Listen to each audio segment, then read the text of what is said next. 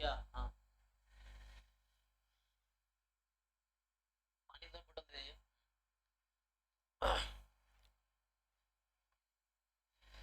ठीक है जी। तो अभी हमने पिछले कुछ क्लासों में हमने अभी बेसिक प्रॉपर्टी कवर किया था। जो नए बच्चे हैं उनके लिए रिकॉर्डेड लेक्चर आपको डिस्क्रिप्शन में मिल जाएगा। जो व्हाट्सएप ग्रुप है आप उस पर क्लिक करेंगे, डिस्क्रिप्शन में आपका लिंक्स है ड्राइव का, जहाँ पे आप असाइनमेंट डीबीपी एक्सेस कर सकते हैं, डीबीपी और लेक्चर लिंक्स है, प्लेलिस्ट है, वहाँ पे आप देख सकते हैं। तो ये मतलब ये पब्लिक वीडियोस नहीं है, तो सिर्फ आप लिंक के थ्रू देख सकते हैं ये।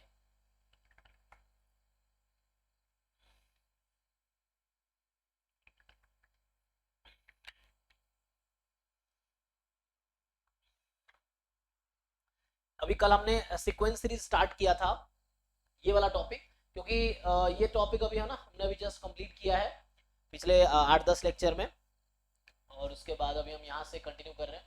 तो कल बेसिक हमने जस्ट डेफिनेशंस देखे थे कि what is definition of sequence, mainly infinite sequence. फिर हमने देखा था वही बाउंडेड सीक्वेंस क्या है, मोनोटोनिक क्या होता है। अभी थोड़ा आगे बढ़ेंगे, जस्ट मतलब सीक्वेंस की मैं स्टार्ट कर रहा था, फिर आगे मैं कन्वर्जेंस की बात करता हूँ, लिमिट्स की बात करता हूँ, है ना, फिर आएंगे हम। तो sequence of real numbers and their convergence. तो अभी हमने कल कुछ सीक्वेंस देखे थे, मैं इसको रिवाइज करा देता हूँ।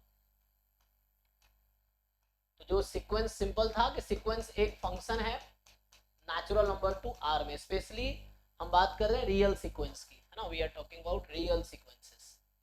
सो हम बात कर रहे हैं रियल सीक्वेंस की, मतलब जिसके वैल्यूज रियल नंबर्स होंगे, रेंज रियल नंबर्स होंगे। तो ये फंक्शन है एन टू आर, और एफ ऑफ एन हमारा ए एन होता है। सो मीन्स ये है ए एन जो है आर में बिलोंग करेगा for all N belongs to natural numbers, है ना। और ये मैंने बताया था आपको कि हम सीक्वेंस को जनरल ऐसे डिनोट करेंगे ए एन, तो इसका मतलब होगा ए वन, ए टू, एंड चलता रहेगा, क्योंकि ये इनफाइनाइट सीक्वेंस है, इसमें इनफाइनाइट टर्म्स हैं। ये चीज है।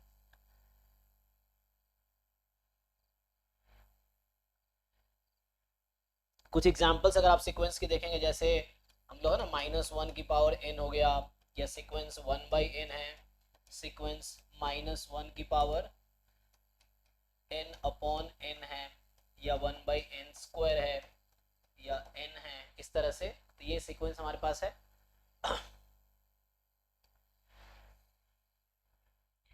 तो थोड़े से आगे बढ़ते हैं। तो अब बात करना हमें कन्वर्जेंस का, है ना। इसमें अगर आप सिलेबस में देख रहे होंगे, सिलेबस में क्या लिखता है कि पहले सीक्वेंस ऑफ रियल नंबर क्या है। तो सीक्वेंस आपको समझ आ गया, सीक्वेंस क्या है, सिंपली एक फंक्शन है नेचुरल नंबर से रियल नंबर में, a1 a2 a3 a4। और ये सेट से डिफरेंट है, क्योंकि सेट में होता है कि ऑर्डर इंपॉर्टेंट नहीं होता। सीक्वेंस में क्या है कि ये भी समाउ कलेक्शन ही है एक तरीके का, लेकिन ऑर्डर्ड कलेक्शन है, ठीक है ना। सो एलिमेंट्स का ऑर्डर इंपॉर्टेंट है, और रिपीटेड एलिमेंट्स को भी आप लिखेंगे क्योंकि हर एलिमेंट्स में लेबल्ड है। फर्स्ट टर्म इसका लेवल 1 है, second term, third term, fourth term, है ना। तो ईच टर्म से लेबल्ड है। सो आप चेंज नहीं कर सकते ऑर्डर, और अगर वैल्यूज रिपीटेड है तो रिपीटेड रहेगी। तो सेट में क्या होता है कि जस्ट आप रिपीटेड एलिमेंट को एक बार लिखते हैं, और ऑर्डर इंपॉर्टेंट नहीं होता है सेट में, है ना। तो sequence is not a set, ठीक है। सो अभी हम आगे बढ़ते हैं थोड़ा सा। तो बताओ मुझे कन्वर्जेंस का क्या मीनिंग है, हम कब बोलेंगे कोई सीक्वेंस कन्वर्जेंट है।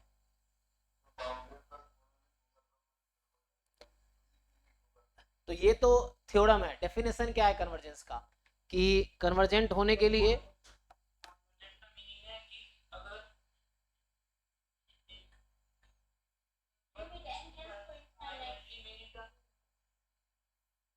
अच्छा लिमिट एग्जिस्ट करेगी, है ना।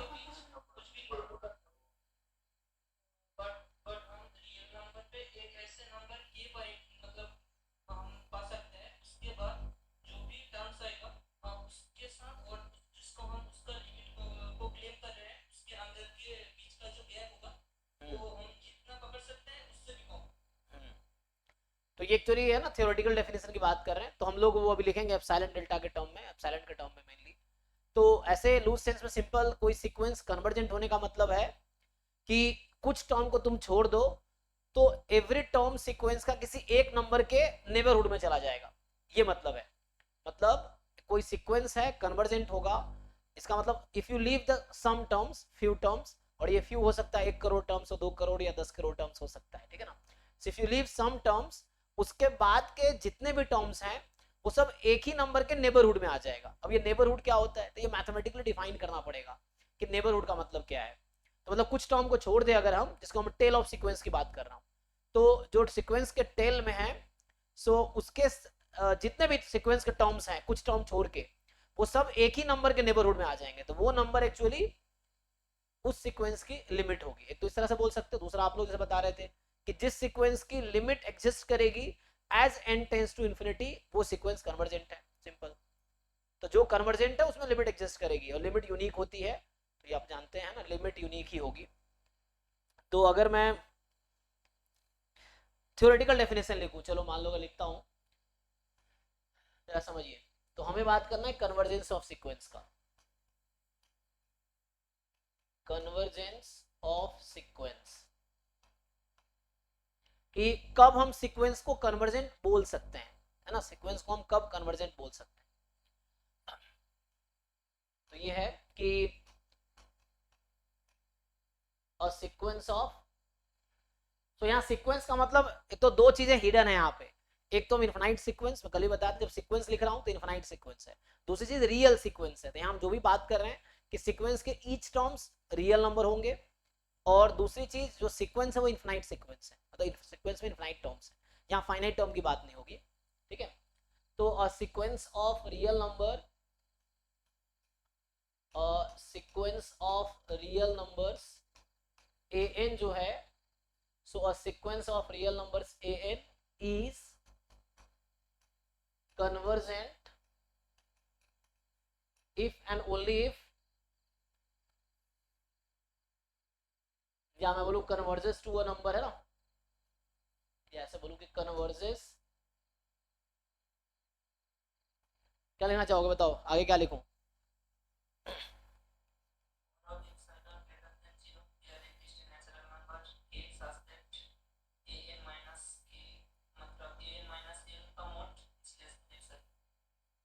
ओके, एल क्या है, एल,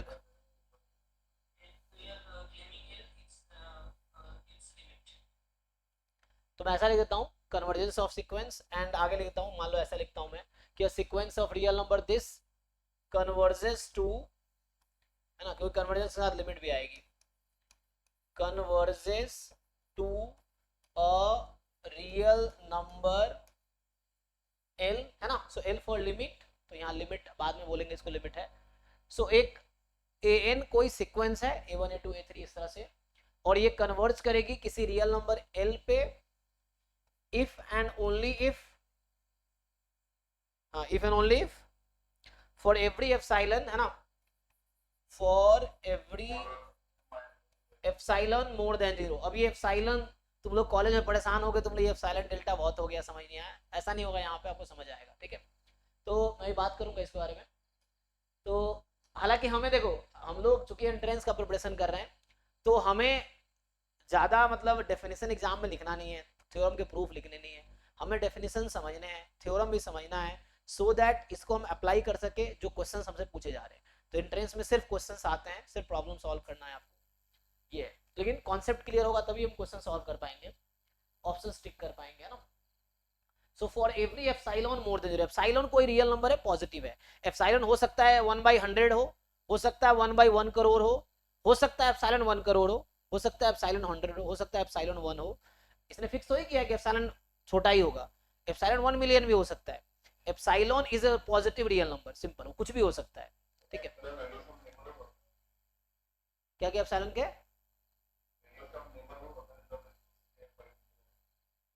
हाँ वो आएंगे नेबरहुड, हाँ एप्सिलॉन नेबरहुड, उसको लिखाऊंगा मैं टर्म का डेफिनेशन। हाँ एप्सिलॉन नेबरहुड, तो उसके एप्सिलॉन उसका लेंथ होता है, ये बोल रहे हो एप्सिलॉन नेबरहुड की बात कर रहे हो आप। रेडियस ऑफ नेबरहुड क्या होता है, रेडियस ऑफ कन्वर्जेंस की बात कर रहे हैं आप। अच्छा रेडियस ऑफ नेबरहुड, अच्छा वो जो मतलब रेडियस, मैं समझ गया होगा आप कहना चाह रहे रेडियस ऑफ नेबरहुड, मतलब एप्सिलॉन नेबरहुड का मतलब वही है कि से एक्स, मान लो एल एग्जांपल के मैं लिखूं यहाँ पे, तो L minus epsilon to L plus epsilon, तो इसका लेंथ हो गया 2 एप्सिलॉन, और रेडियस जो आप बोलना चाह रहे हो उसके सेंस में एप्सिलॉन है, ठीक है। तो बाद में रेडियस ऑफ कन्वर्जेंस एक अलग टर्म है, आप जो बोलो रेडियस ऑफ नेबरहुड, ये भी ठीक है। तो वन साइड, वहां से वहां तक आप एक साइड का लेंथ काउंट कर रहे हैं। So a sequence of real number an converges, है ना, a sequence of real number an है, वो कन्वर्ज कर रही है किसी रियल नंबर l पे, if and only for every epsilon more than 0 there exist, अब यहाँ नोटेशन तुम कुछ भी लिख सकते हो, एन नॉट या एम, तो there exist a natural number M, मतलब हर, देखो कोई एप्सिलॉन तुम फिक्स करोगे तो एप्सिलॉन को 1 लेके फिक्स कर सकते हो, 2, 1/2, 1/100, 1 कुछ भी, 0.1।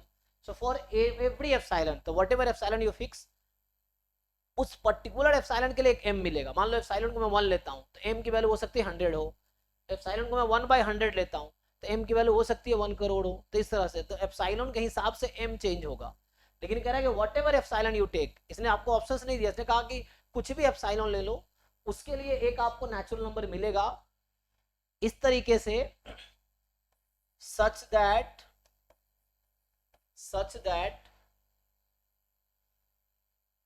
क्या होता है, मॉड an माइनस एल। तो ये जो डिफरेंस है, आपको याद होगा नंबर लाइन पर डिफरेंस कैसे लेते हैं, जैसे ये an है, मान लो ये l है, तो ये इसके बीच का डिफरेंस है ना, l कोई फिक्स नंबर है और ये an कोई मान लो फिक्स नंबर है ना, तो इसके बीच का डिफरेंस ले रहे हैं, difference between number an and l, ये एप्सिलॉन से कम होगा for all n more than equal to m, है ना। यही डेफिनेशन है कन्वर्जेंस की, देख लो।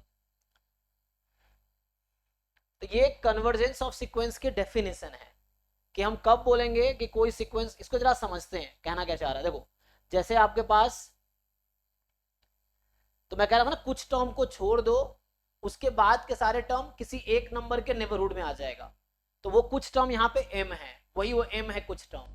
तो मतलब ये कहना चाह रहा है m टर्म को तुम अगर छोड़ दोगे तो m टर्म्स के बाद के जितने टर्म्स होंगे उसका डिस्टेंस l के साथ उस एप्सिलॉन से कम होगा जो तुमने अज्यूम किया है, तो इसलिए m बदलता रहता है एप्सिलॉन के लिए। जैसे मैं कहा एप्सिलॉन को 1 रखा तुमने, तो हो सकता है m 100 होगा, तो 100 के बाद के सारे टर्म जितने होंगे उसका डिफरेंस l के साथ उस एप्सिलॉन से कम हो जाएगी जो 1 अगर लिया तुमने। अगर एप्सिलॉन को 1/100 लिया तुमने तो हो सकता है m की वैल्यू 1 करोड़ हो, इसका मतलब पहले 1 करोड़ टर्म को छोड़ दिया तुमने, तो उसके बाद के सारे टर्म्स होंगे उसका डिफरेंस l के साथ उस 1/100 से कम आएगी। जैसे सीक्वेंस क्या होता है जनरली, मान लो मोनोटोनिक सीक्वेंस अगर मैं कंसीडर करता हूँ, जैसे मान लो ऐसा बोल रहा था ना, ये a1 है, मान लो a2 है, a3 है, इस तरह से, तो कुछ टर्म को छोड़ दोगे तो उसके बाद के सारे टर्म इस l के नेबरहुड में आ जाएगा। मतलब l के नेबरहुड का क्या मतलब, ये नेबरहुड का भी डेफिनेशन है ना। तो ये एप्सिलॉन नेबरहुड ऑफ l, मैं नेबरहुड को डिफाइन कर देता हूँ। सो तो क्या बोलना चाह रहा है कि an और l के बीच का जो डिस्टेंस होगा उस एप्सिलॉन से कम होगा, और ये होल्ड करना चाहिए whatever epsilon you take. तो यहाँ ये नहीं कि कुछ कुछ एप्सिलॉन के लिए, जितने भी पॉजिटिव रियल नंबर हर नंबर के लिए ऐसा होना चाहिए, तो तब बोलेंगे कन्वर्जेंट है। एंड हेयर जो l है, l is called limit of that sequence, limit point नहीं, लिमिट, ठीक है ना। सो लिमिट ऑफ सीक्वेंस, उस सीक्वेंस की लिमिट होगी। एंड वी ऑल्सो राइट, है ना, सो वी ऑल्सो राइट, तो हम कैसा लिखते हैं इसको कि जो l है that is the limit of an as n tends to infinity, तो ये चीज है। सो l है एक्चुअली सीक्वेंस की लिमिट है यहाँ पे। तो आप देखे होंगे जब लिमिट का मैं डेफिनेशन लिख रहा था, जैसे आपको याद होगा, मैं आपको याद दिलाता हूँ, जो हम अभी बैच 00 कवर कर रहे थे, तो जैसे या कैलकुलस में इसको हम डिस्कस करेंगे, fx is equal to l और x टेंड्स टू a, इसका डेफिनेशन क्या होता है, how do we define mathematically. यहाँ है, एक तो मैंने ये कहा था आपको, तो एक तो ये मैंने कहा था कि as x approaches to a, जो fx है दैट अप्रोचेस टू l, तो यही बोलते हैं लिमिट है उसकी, सिंपल, कि as x approaches to a fx l को अप्रोच करेगी। मैथमेटिकली लिखोगे तो ये होता है कि for any epsilon more than 0 क्या होता है, there exist delta more than 0 such that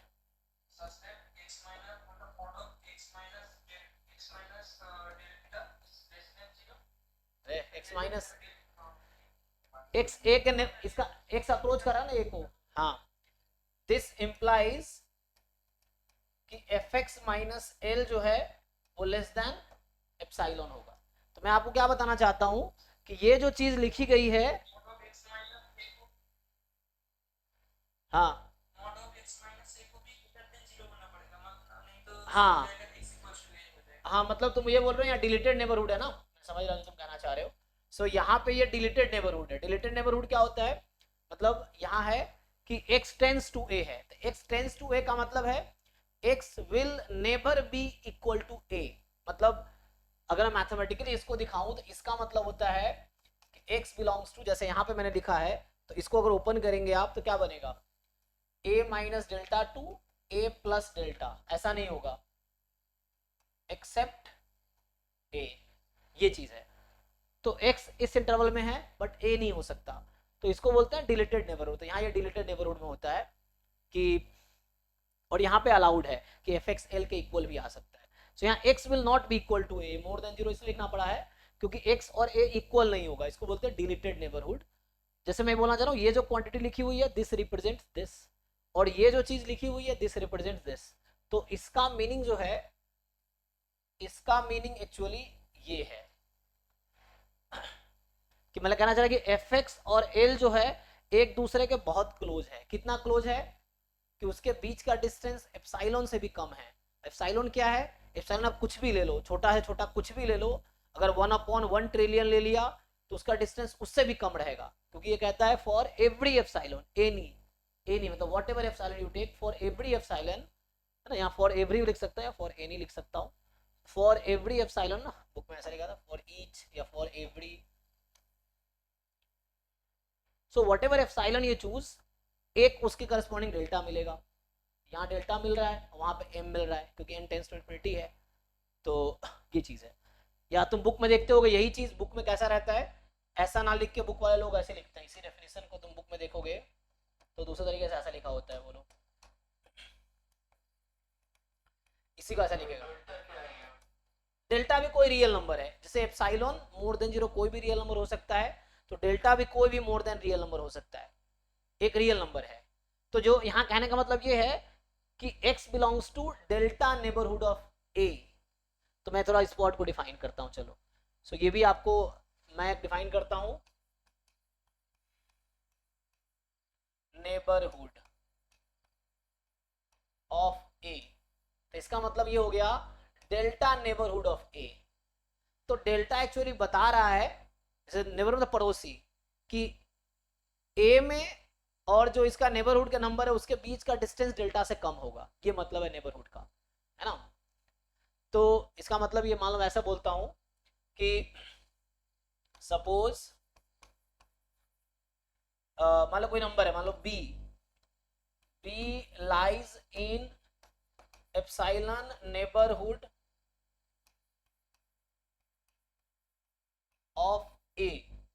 इसका क्या मतलब है कि b किस सेट में बिलोंग करेगा, बताओ कोई, delta neighbourhood. So b must belong to what,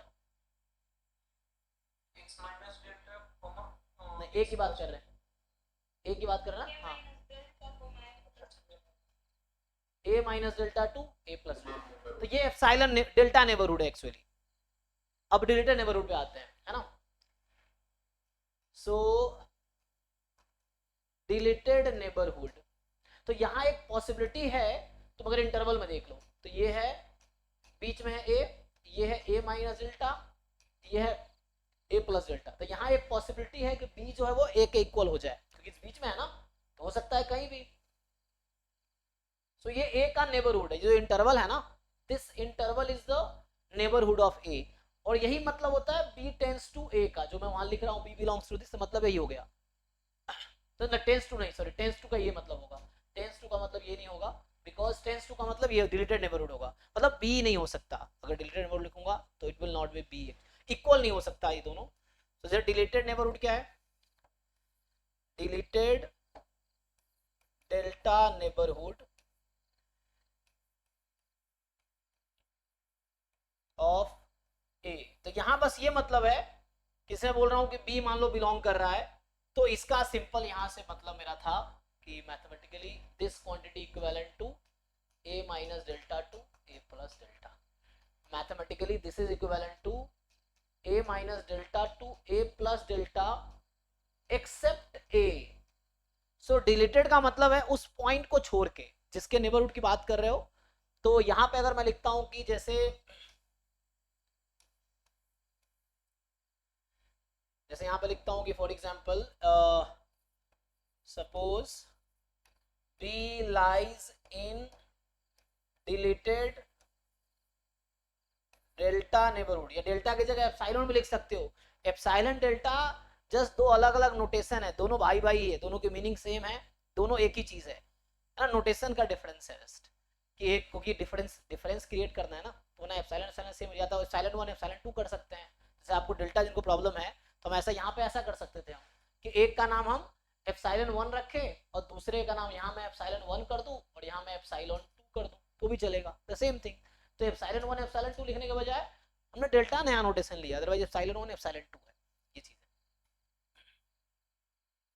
तो मैं इसकी बात कर रहा हूँ अभी, डिलीटेड नेबरहुड ऑफ पॉइंट. तो suppose b lies in deleted neighbour delta neighbourhood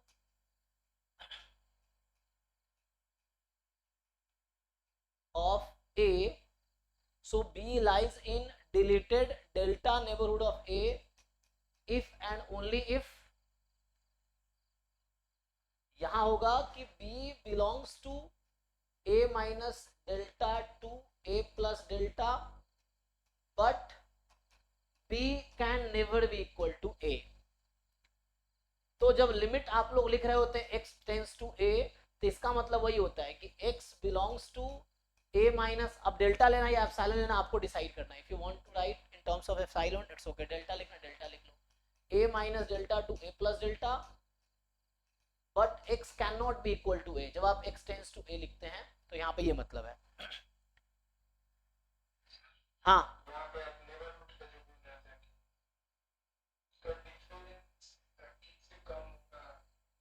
हाँ देखो, मतलब जैसे कोई भी नंबर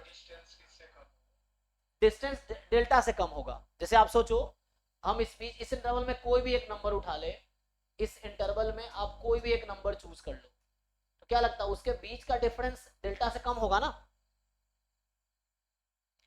आप इस इंटरवल में you choose any point in the interval, ये जो इंटरवल है इसमें तुम कहीं भी एक पॉइंट चूज कर लो. मान लो मैं यहाँ पॉइंट चूज किया, तो ये डिस्टेंस कितना होगा, डेल्टा से कम होगा कि नहीं होगा. है ना, डेल्टा क्या है, डेल्टा ये डिस्टेंस है, तुम ध्यान से नहीं देख रहे. ये पॉइंट ए है और ये ए प्लस डेल्टा, ये डिस्टेंस कितना है, ए से ए प्लस डेल्टा के बीच का डिस्टेंस कितना है. हाँ तो ये डेल्टा है ना, तो इस बीच का कोई भी पॉइंट चूज करोगे तो उसके बीच का डिफरेंस, जैसे इसी को मैं दूसरे तरीके से लिखूं, चलो इसको दूसरे तरीके से लिखता हूँ, तो ये हो जाएगा कि mod of b minus a is less than epsilon. यही तो होगा, हाँ है ना. इस चीज को मैं ऐसे लिख सकता हूँ, सेम चीज है. हाँ हाँ मतलब यहाँ डेल्टा लिखता हूँ क्योंकि एप्सिलॉन यूज नहीं कर रहे हैं हम डेल्टा यूज कर रहे हैं इंस्टेड ऑफ एप्सिलॉन. अब डेल्टा एप्सिलॉन भी यूज कर सकते हैं आप. सो आप चाहो तो, मैं चूंकि डेल्टा यूज किया हूँ, डेल्टा की जगह एप्सिलॉन लिख सकते हो, सेम चीज है, एप्सिलॉन डेल्टा सेम चीज है, बस नाम अलग अलग है ना, दोनों इंसान है समझ लो, बस नाम अलग अलग है. तो इस तरह से है. तो यहाँ से क्या है हमारे पास, यहाँ पे है बी, इसका क्या मतलब है, इसका मतलब है the meaning of this is, एक मिनट, बी माइनस ए लेस देन डेल्टा है, मोर देन जीरो है. बोलो हाँ.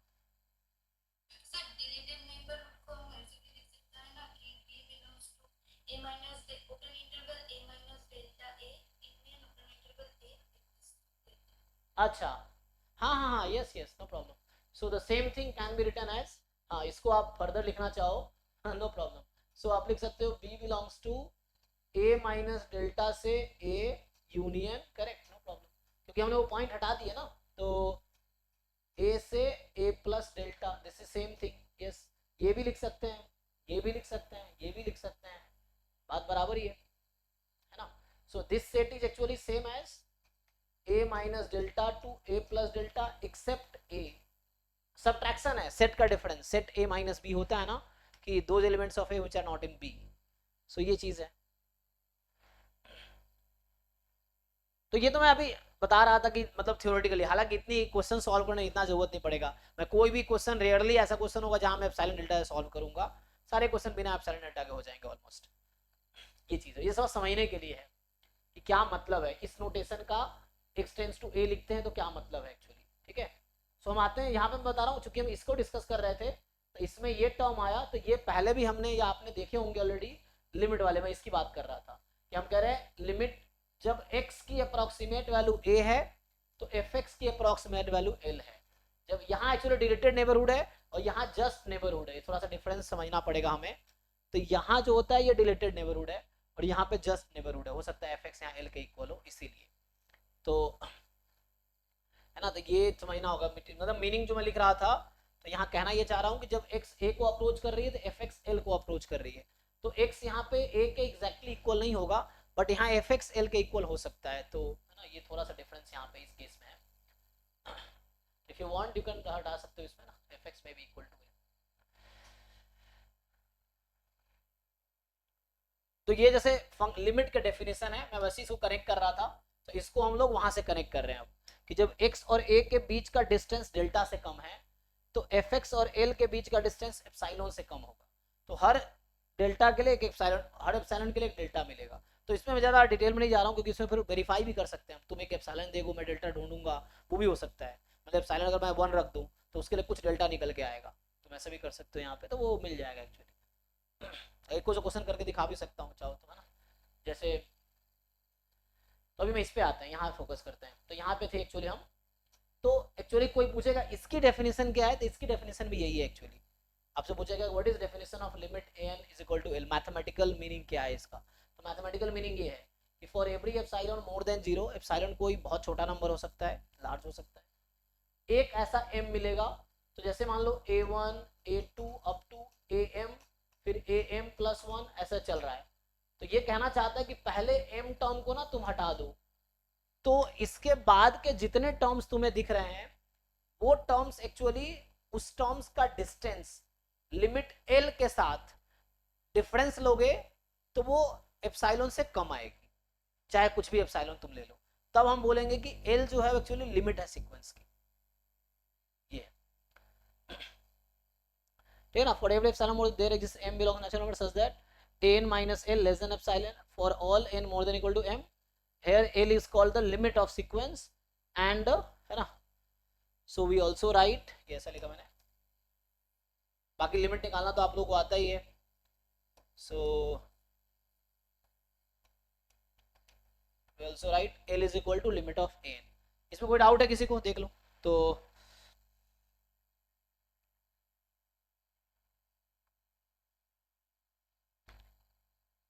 तो अगर मतलब ये दूसरे तरीके में लिखता हूं कि दूसरा तरीका ये भी है कि जिस सीक्वेंस की लिमिट एग्जिस्ट करेगी वो कन्वर्जेंट है, तो मैं ऐसे भी समझ है ना, ये वही चीज है। तो यहाँ मैं दूसरे तरीके थ्योरम लिख देता हूँ ना, या इसी को हम वो भी कर सकते थे कि like a sequence an is convergent if and only if ये जो लिमिट है an n tends to infinity exist। तो अगर ये लिमिट एग्जिस्ट करेगी तो कन्वर्जेंट है, लिमिट एग्जिस्ट नहीं करेगी तो डाइवर्जेंट होगी, है ना। सो डाइवर्जेंट सीक्वेंसेस क्या होंगे, so limit does not exist, यही ना। सो अगर डाइवर्जेंट सीक्वेंस को मैं डिफाइन करूं तो कैसे डिफाइन करना चाहोगे, डाइवर्जेंट सीक्वेंस।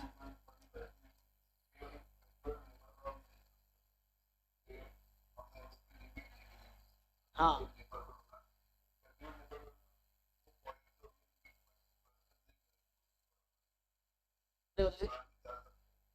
हाँ, यहाँ पे क्या होगा, इसके तरीके से मैं एक तरीका से मैं ये लिख सकता हूँ, तो एक मैं आपको इसके तरीके से समझा सकता हूँ कि लिमिट एग्जिस्ट नहीं करेगी तब जाकर डाइवर्जेंट होगी। एक तो ये तरीका है कि लिमिट एग्जिस्ट ना करे। मैथमेटिकली लिखना चाहोगे तो ऐसा होगा, देखो मैं अगर लिखूँ ऐसे कि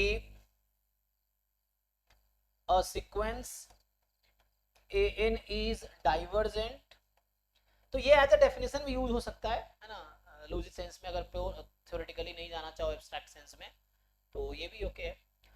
A sequence an is divergent if and only if limit of a n n tends to infinity does not exist. अब थोड़े से को फंक्शन से रिलेट करो। हाँ,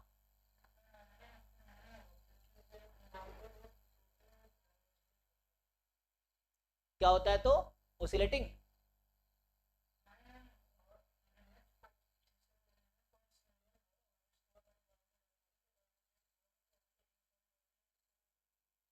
लिमिट डबल है ऐसा बोलना चाह रहे, दो लिमिट। मैं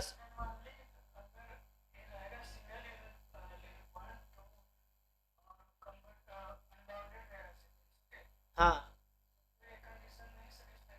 एग्जाम्पल, कोई एग्जाम्पल बताओ, कोई ऐसा सीक्वेंस कोई बताओ जैसे ऐसा हो रहा है, इसको अगेंस्ट जा रहा हो, कोई भी एग्जाम्पल।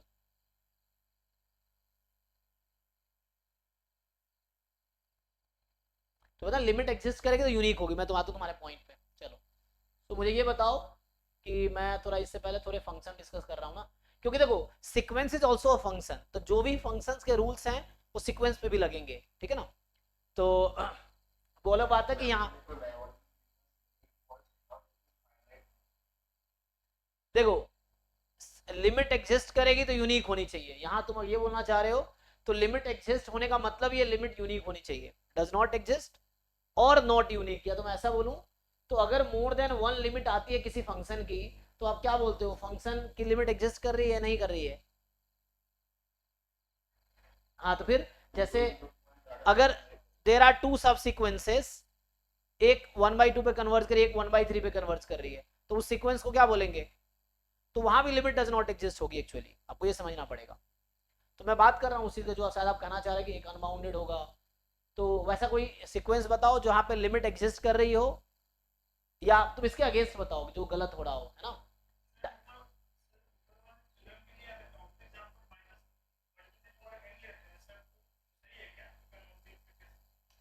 -1 की पावर n, इसमें क्या कहना चाहते हो, ये कन्वर्जेंट है डाइवर्जेंट है। ठीक है,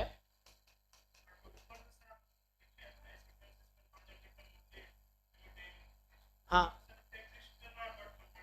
कहाँ लिमिट एग्जिस्ट कर रहा है, आपको कैसे लगता है लिमिट, लिमिट कैसे एग्जिस्ट कर रहा है। Limit n tends to infinity -1 की पावर n, क्या आएगा बोलो। सो 1 एंड -1 है, तो what is limit of the, इस केस में मैं क्या बोलूंगा, इसको लिमिट एग्जिस्ट कर रही है या नहीं कर रही है। फिर n इज ऑड, ऑड है तो -1 आएगा, तो हम ये बोलेंगे लिमिट डज नॉट एग्जिस्ट, क्योंकि लिमिट एग्जिस्ट करने का मतलब यूनिक होने चाहिए, ये मतलब है, चाहे फंक्शन की हो चाहे सीक्वेंस की हो। सो इस ये सब सीक्वेंसेस हैं जो आप बात कर रहे हो, तो एक सब सीक्वेंस की लिमिट 1 है, ये 1 इसकी लिमिट पॉइंट है। लिमिट पॉइंट क्या होती है, सब सीक्वेंस की लिमिट, इसकी बात करूंगा। तो अभी जैसे मैं अगर यहाँ पे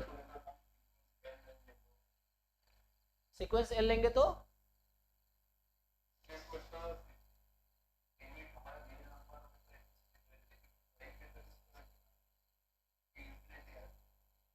इन्फिनिटी आ गई, तभी limit does not exist.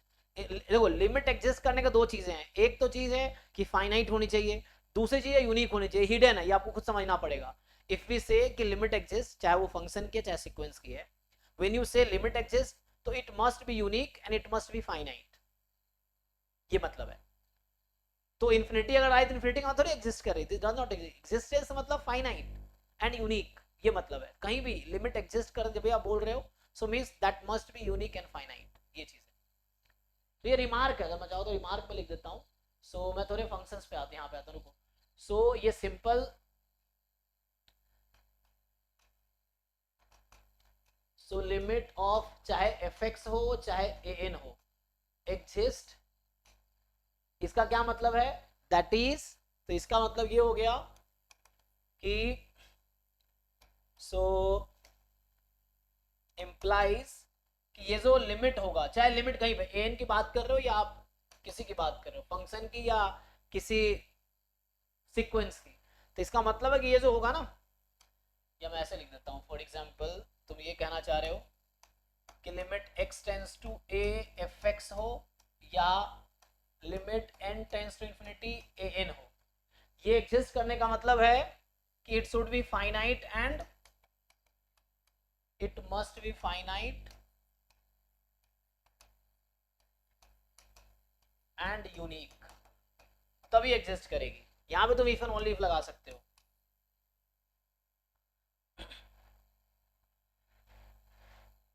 Finite और यूनिक दोनों होगा। अब मैं तुमसे पूछता हूं, तुमने अभी लोअर क्लास में पढ़े होंगे limit x tends to a fx exist if and only if, जिस फंक्शन में फंक्शन नहीं, ये तो दूसरा तरीके से left hand limit right hand limit निकालते थे ना। LHL RHL जो आप बता रहे हो, x tends to a minus fx and limit x tends to a plus fx। यहाँ भी यही है ना कि a कोई नंबर है और ये तुम नेबरहुड डिफाइन कर रहे हो, मान लो a प्लस एप्सिलॉन, तो ये राइट नेबरहुड है जिस पे आप राइट हैंड लिमिट निकालते हो, ये लेफ्ट नेबरहुड है जिससे आप लेफ्ट हैंड लिमिट निकालते हो। तो a माइनस डेल्टा ये एप्सिलॉन लिख सकते हो, ये चीज होता है। तो सीक्वेंस में ऐसा क्या रूल है, जैसे इसी तरह से मैं सीक्वेंस की बात करूं, इस जैसे ये फंक्शन है तो इसके पैरेलल सीक्वेंस में क्या थ्योरम है, इसके parallel limit an tends to infinity exist if and only if. तो यहाँ पे क्या चेक करना है, फंक्शन में left hand limit right hand limit निकालते हैं, यहाँ पे क्या निकालते हैं, तुमने ये सुना है limit superior of an and limit inferior of an, है ना। तो ये लाइन तुम यहाँ लगा सकते हो। ये जो नोटेशन यूज कर रहा हूं, ये n टेंस टू इंफिनिटी, यहाँ लाइन लगाया, तो यहाँ ऊपर लाइन लगाया मतलब लिमिट सुपीरियर। इसमें मैं डिस्कशन करूंगा, इस पे क्वेश्चन भी एग्जाम रिसेंटली आया था 2023 में भी आया था, आता है रिपीटेडली कि लिमिट सुपीरियर, इसको शॉर्ट में ऐसा भी लिखते हैं, दैट इज तुमने ये वर्ड देखे होंगे limit superior of an is equal to limit inferior of an। Limit superior limit equal, जैसे ये यहाँ पे left hand limit right hand limit check करेंगे तो यहाँ लिमिट सुपीरियर लिमिट इंफीरियर। अभी जो -1 की पार्ट n वाला तुमने एग्जांपल दिया था, तो उस वाले में लिमिट सुपीरियर आएगी 1, लिमिट इंफीरियर आएगी -1, दोनों इक्वल तो है नहीं, तो वो कन्वर्जेंट नहीं है, क्योंकि कन्वर्जेंट होने के लिए मतलब सीक्वेंस को कन्वर्जेंट होने के लिए लिमिट एग्जिस्ट करनी चाहिए, सीक्वेंस को कन्वर्जेंट होने के लिए लिमिट एग्जिस्ट करनी चाहिए, लिमिट एग्जिस्ट करने के लिए limit superior limit inferior equal होने चाहिए। अब ये लिमिट सुपीरियर क्या होता है, तो ये सब सीक्वेंस वाले टॉपिक में डिस्कस करूंगा। तो लिमिट सुपीरियर सिंपल है कि जितने भी कन्वर्जेंट सब सीक्वेंसेस हैं उसके जो हाईएस्ट लिमिट है उसकी वो लिमिट सुपीरियर होगी, जो स्मॉलेस्ट लिमिट हो लिमिट इंफीरियर होगी। ये चीज है ना। एक सीक्वेंस में हो सकता है 10 सब सीक्वेंसेस कन्वर्जेंट हो, तो जो लार्जेस्ट लिमिट वाला है जिसको तुम लोग लिमिट पॉइंट बोलते हो, limit point is nothing but the limit of the sub sequences. जैसे -1 की पावर n है तो इसके पास दो लिमिट पॉइंट है, -1 एंड 1, तो लिमिट पॉइंट मतलब सब सीक्वेंस की जो लिमिट है उसको लिमिट पॉइंट बोलते हैं। ये चीज है सीक्वेंस के लिमिट कैसा।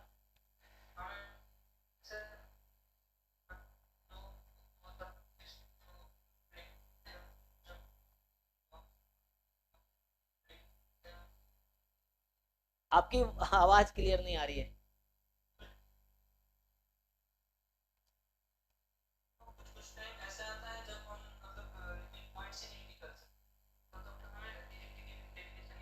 हाँ तो वो फिर कन्वर्जेंट नहीं होगा ना सीक्वेंस। फिर कोई सीक्वेंस कन्वर्जेंट कब होती है, if all of its subsequences are convergent and they converge to the same limit.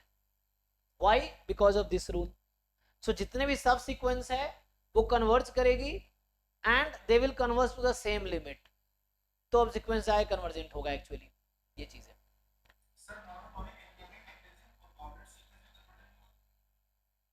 Monotonically increasing decreasing और बाउंडेड उस पे आते हैं, मोनोटोन कन्वर्जेंस थ्योरम है जो आप बोल रहे हो ना।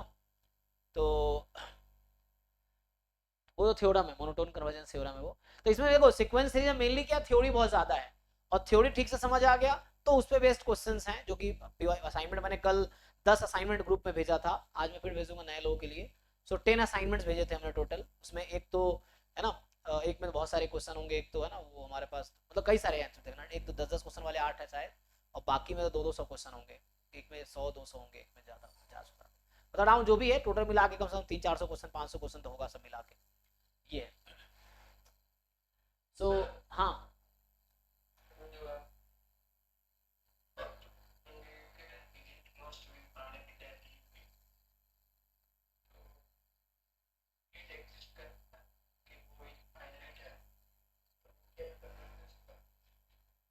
लिमिट एग्जिस्ट करता है और इनफाइनाइट है, नहीं ना भाई, लिमिट मतलब फाइनाइट नंबर होने चाहिए, इन्फिनिटी क्या रियल नंबर है?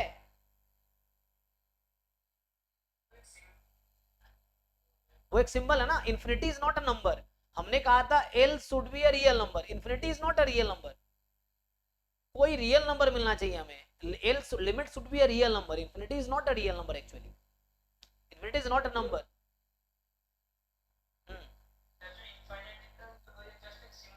हाँ जस्ट एक सिंबल है, yes, that is just a symbol that represents a very large number. What is that large number? You don't know. मतलब बियॉन्ड इमेजिनेशन, जितना तुम इमेजिन उससे भी ज्यादा है, तो वो एक जस्ट एक नोटेशन है, that is not a number actually.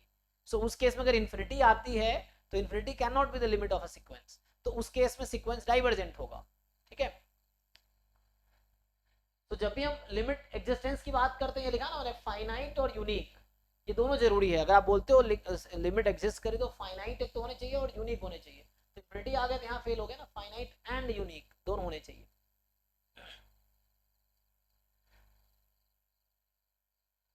चलो मैं यहाँ पे आता हूँ वापस, तो हमने यहाँ से स्टार्ट किया था, पीछे बैकग्राउंड में सब डिस्कस कर रहे थे, देखो।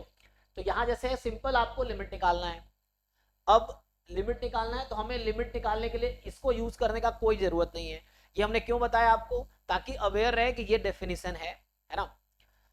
मतलब अगर कई बार ऑप्शंस में ऐसा पूछ लेता है आपसे कि ये किसके इक्विवेलेंट है, ऐसे क्वेश्चन से मिल जाएगा, तो आपको ये पता होना चाहिए कि क्या कहना चाह रहा है, ये कहना चाह रहा है कि ए एन और एल के बीच का डिस्टेंस बहुत कम है, कितना कम है, एप्साइलॉन से भी कम है।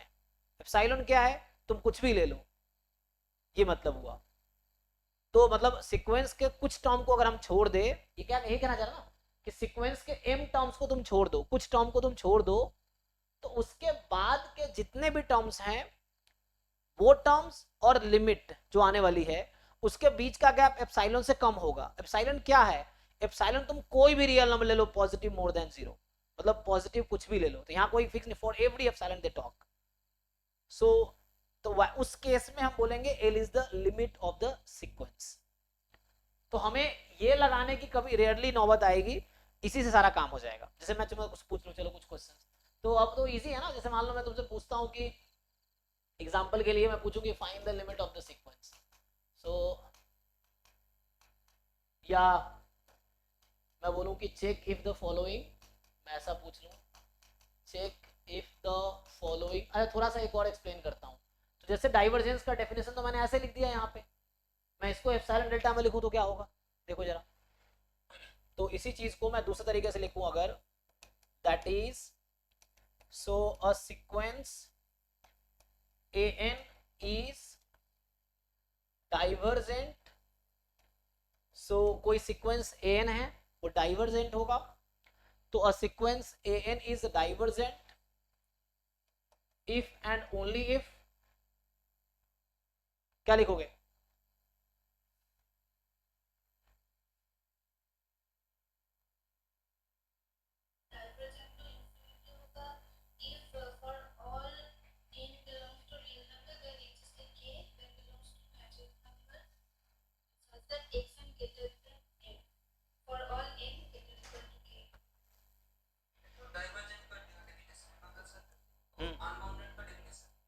हाँ लेकिन उसमें तो कुछ भी हो सकता है ना।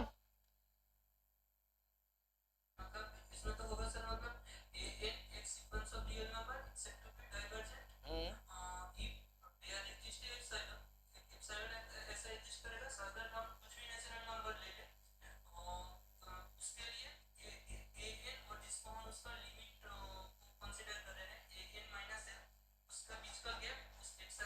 ज्यादा हो जाएगा, ज्यादा हो जाएगा, है ना, अगेंस्ट चला जाएगा। तो मैथमेटिकली क्या लिखूंगा मैं इसको? सो मैथमेटिकली लिखेंगे, so there exist an epsilon more than 0 such that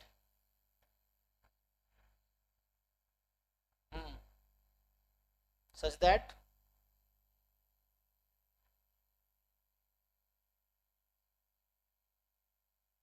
क्या लिखना चाहिए? तुम क्या बता दरका बताओ।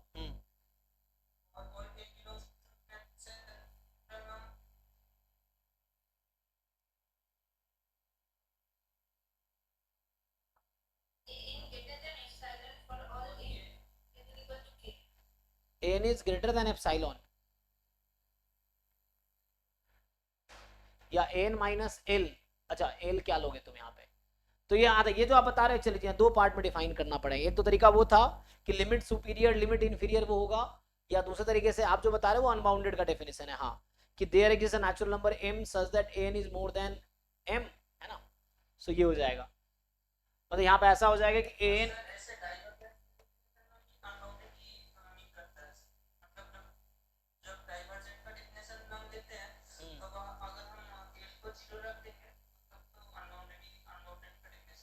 हाँ, लेकिन माइनस इस डेफिनेशन के हिसाब से -1 की पावर n फिट नहीं होगा इस डेफिनेशन पे। एक्चुअली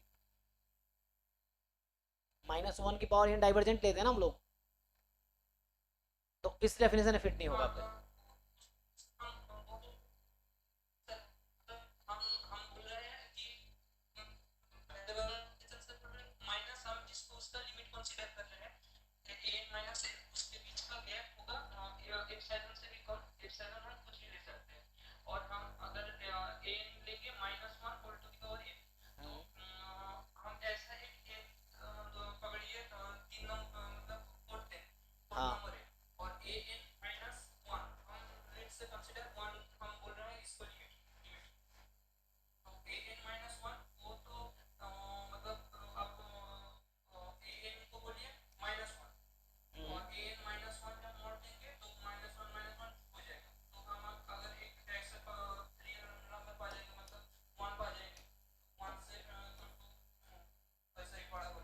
देखो मैं ऐसे लिखता हूँ, for some epsilon more than 0। देखो ये मैं थ्योरेटिकल डेफिनेशन लिखने की कोशिश कर रहा हूँ।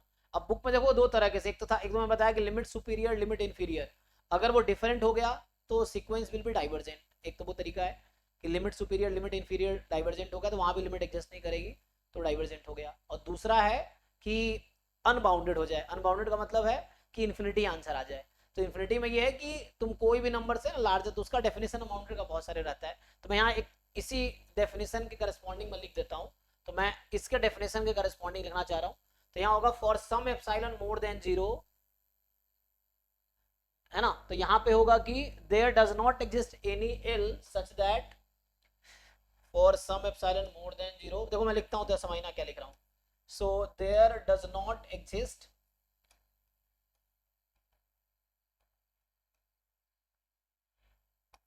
any L such that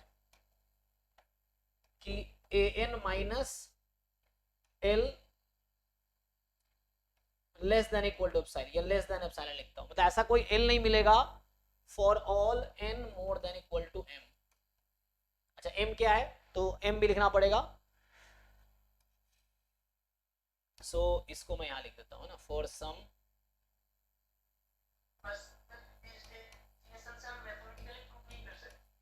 अच्छा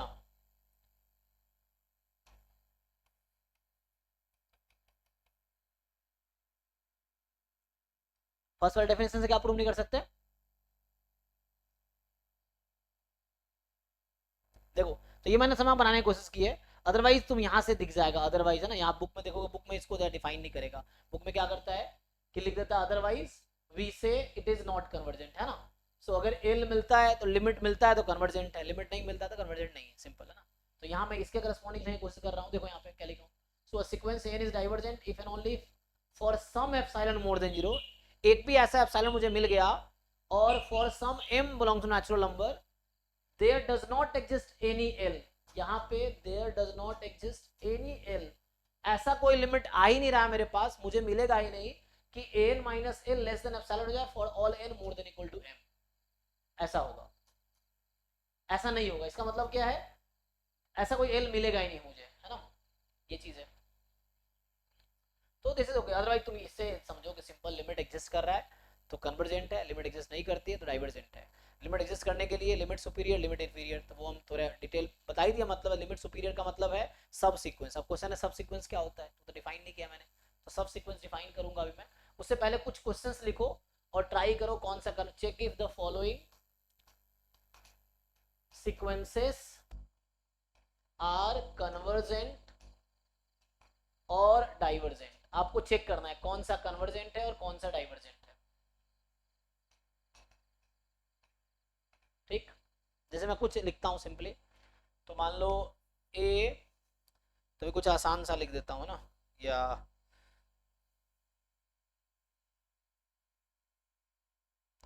जैसे कुछ तो ऐसा ही है, जैसे 1/n, ये जो समझ के लिए है ना, -1 की पावर n, -1 की पावर n अपॉन n, फिर हो जाएगा n की पावर 1/n, इस तरह से। या थोड़ा सा ना जरूरत पड़ जाएगी तुम्हें, तो एक काम करो,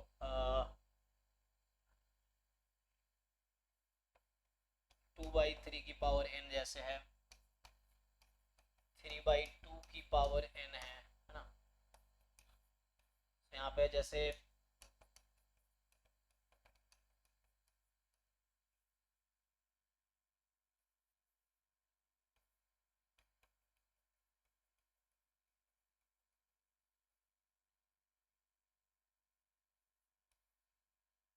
लोगों ने क्या सजेस्ट कर रखा है,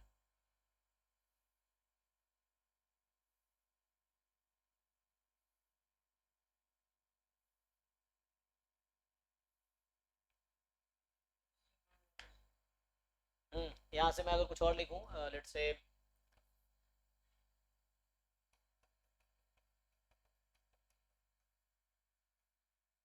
चलो जैसे ये है, सो अब बताओ इनमें से कौन कौन सा सीक्वेंस कन्वर्जेंट है और कौन कौन सा डाइवर्जेंट है। ये सब एन है, तो आप देख रहे हैं यहाँ पे जो भी, ठीक है ना, जो भी मैंने यहाँ पे लिखा है, मुझे लग रहा है ये सब जो है ना, ये सब एन है। तो मतलब जो भी आप देख रहे हो इस कर्ली ब्रैकेट में, या सॉरी कर्ली, इसमें जो देख रहे हो आप ब्रैकेट है, हालांकि वो ब्रेसेस बोल रहे हैं, तो उसमें ये सब एन है, nth टर्म लिखा हुआ है।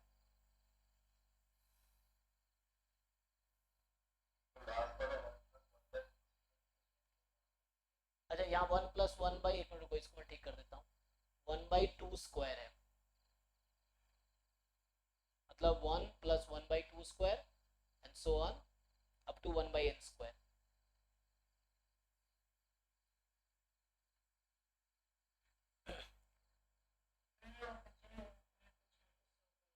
तो बी कन्वर्जेंट नहीं है, ई भी कन्वर्जेंट नहीं है, सो यहाँ पे जी कन्वर्जेंट नहीं है, बाकी सब कन्वर्जेंट है। देखो सिंपल यहाँ पे क्या करना है आपको, अब जैसे हमें अगर इस तरह क्वेश्चन एग्जाम में कई बार लिमिट निकालना होता है, तो लिमिट हम वैसे ही निकालेंगे जैसे फंक्शन की लिमिट निकालते हैं। आप लोग लिमिट पढ़े हो तो उस तरह से सॉल्व कर सकते हैं। तो मैं क्वेश्चंस लिखूंगा, इससे पहले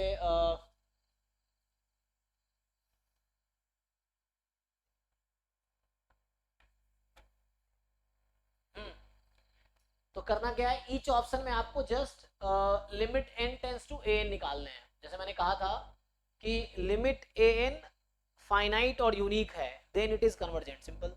तो आप लिमिट निकाल लो ईच ऑप्शन में, और ये बहुत मुश्किल भी नहीं है, जस्ट फाइंड द लिमिट। तो हमने ये लिखा था ना कि limit n tends to infinity an exist if and only if simple an is convergent, ठीक है। और ऐसा नहीं होगा तो डाइवर्जेंट है, तो ये लगाना है सिंपल। तो आप लिमिट निकालो, एग्जिस्ट कर रही है तो एग्जिस्ट मतलब फाइनाइट और यूनिक आनी चाहिए, तो कन्वर्जेंट है। नहीं ऐसा होगा तो डाइवर्जेंट है, क्योंकि ये इफ एंड ओनली इफ है ना। सो ये आपका डबल इंप्लाइज है, इफ एंड ओनली इफ है। सो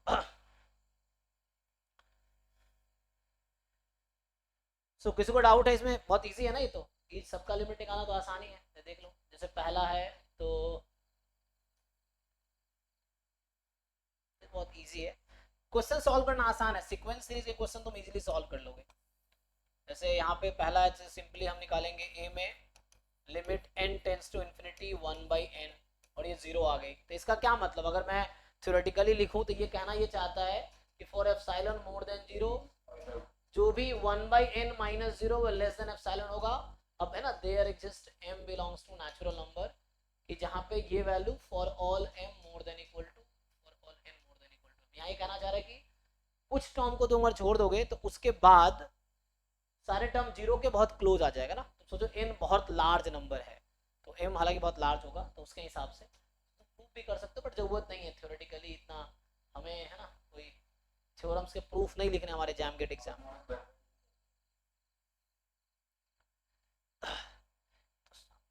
तो यहाँ से क्या आ जाएगा, ठीक है ना। ये आगे b में क्या होगा, जो लिमिट है limit n tends to infinity -1 की पावर n, तो ये अब यहाँ पे ये होगा डज नॉट एग्जिस्ट। क्यों, क्योंकि यूनिक वैल्यू नहीं देगी। आप जैसे लगेगा 1 और -1 है तो लिमिट एग्जिस्ट नहीं करे, एग्जिस्ट करने के लिए यूनिक होनी चाहिए लिमिट को, तो ये एक्चुअली एग्जिस्ट तो करेगा नहीं, तो ये डज नॉट एग्जिस्ट आएगा, है ना। तो ऐसे लिख देता हूँ मैं, so this does not exist आ जाएगा। सी वाला पार्ट जो है कि limit n tends to infinity -1 की पावर n अपॉन n, अब ये तो 0 आ जाएगा, है ना, क्योंकि ये +-1 होगा, बाउंडेड क्वांटिटी है, तो जब n बहुत लार्ज होगा तो ये 0 की तरफ जाएगी। तो तुम यहाँ देख भी सकते हो इसको, तुम ऐसे देखना चाहो कि टर्म्स, जैसे मैं कह रहा था ना कन्वर्जेंट, मान लो 1/n है, तो पहला टर्म की वैल्यू 1 है, दूसरा 1/2, तीसरा 1/3, इस तरीके से एक पॉइंट बाद क्या होगा, सब 0 के क्लोज, 1/100 सब 0 के क्लोज आ जाएंगे, है ना। जो भी नंबर्स हो सब 0 के क्लोज आ जाएंगे, इसलिए 0 पे कन्वर्जेंट है, मतलब जितने भी नंबर्स हैं एक पॉइंट के बाद वो सब 0 के नेबरहुड में होंगे, 0 के बहुत क्लोज होंगे, इसीलिए। जबकि सीक्वेंस की वैल्यू कभी 0 नहीं होगी, ये जो 1/n है ये कभी भी 0 अटेन नहीं करेगा, बट 0 को अप्रोच कर रहा है actually, so that's why limit is 0।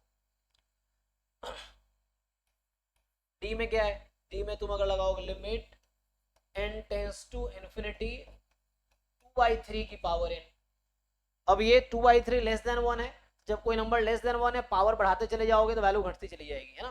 जैसे 2/3 है, अगला 4/9, तो इस तरह से लेस देन 1 है तो 0 हो जाएगी, क्योंकि 2/3 लेस देन 1 नंबर था, पावर जैसे बढ़ाओगे वैल्यू घटती चली जाएगी, तो ये हो जाएगा e limit n tends to infinity, यहाँ पे आ जाएगा 3/2 की पावर n, ये कितना आ जाएगा, तो ये 1 से ज्यादा है, तो जब 1 से लार्ज नंबर है, जब पावर बढ़ाते चले जाओगे तो वैल्यू बढ़ती चली जाएगी, तो जब पावर बहुत ज्यादा हो जाएगा तो वैल्यू बहुत ज्यादा हो जाएगी, मतलब इन्फिनिटी हो जाएगी एक्चुअली। तो ये तो इन्फिनिटी आ गई, और इन्फिनिटी को हम डज नॉट एग्जिस्ट में काउंट करेंगे, है ना, सो ये डज नॉट एग्जिस्ट है। फिर अगला f अगर फाइंड करोगे आप, लिमिट f, हाँ, सो n टेंस टू इंफिनिटी, एक मिनट ध्यान से देखो, 1 प्लस क्या होता है, ये क्या आएगा, e आएगा या फिर